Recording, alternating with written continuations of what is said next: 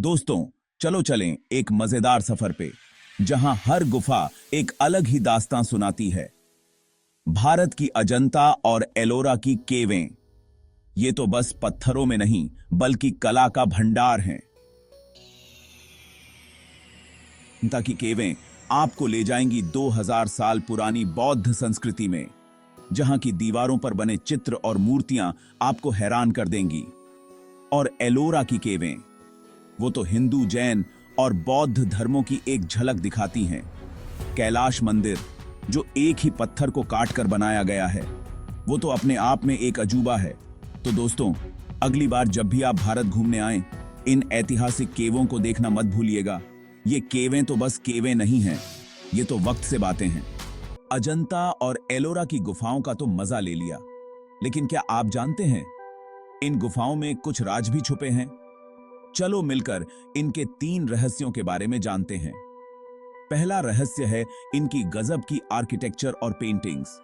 दूसरा रहस्य है इन गुफाओं का धार्मिक और सांस्कृतिक महत्व। अजंता की गुफाएं बौद्ध धर्म की निशानी हैं और एलोरा में हिंदू, जैन और बौद्ध धर्म का मिलन है। तीसरा रहस्य है इनके बनने का तरीका। कैलाश मंदिर एक ही पत्थर से काटा गया है। ये आज भी साइंटिस्ट और हिस्टोरियंस को सोचने पर मजबूर कर देता है। तो दोस्तों, ये थे अजंता और एलोरा की गुफाओं के 3 अनोखे रहस्य। अगली बार जब भी आप इन गुफाओं को देखने जाओ, तो इन रहस्यों को जरूर याद रखना। अगर इंडिया के छुपे रहस्यों के बारे में जानने की उत्सुकता है, तो रुक जाओ। आज हम एक राजशाही रहस्य खोलते हैं। महाराष्ट्र में छिपे हुए अजंता और एलोरा की गुफाएं प्राचीन इंजीनियरिंग के चमत्कार हैं। लेकिन इन अद्भुत संरचनाओं के पीछे कौन दिमाग था?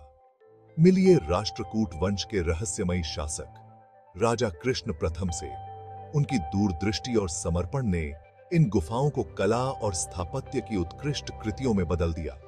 कल्पना कीजिए, जटिल नक्काशी, रहस्यमय चित्र और भव्य मूर्तियों की, सभी सदियों से गढ़ी गई हैं। ये गुफाएं सिर्फ स्मारक नहीं हैं, बल्कि मानव रचनात्मकता और भक्ति का प्रमाण हैं।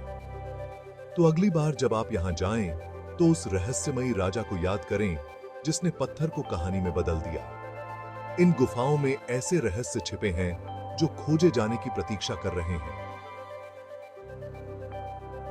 अगर आप भी हमारी तरह मोहित हैं, तो लाइक बटन दबाएं और दुनिया भर की दिलचस्प कहानियों के लिए सब्सक्राइब करना न भूलें।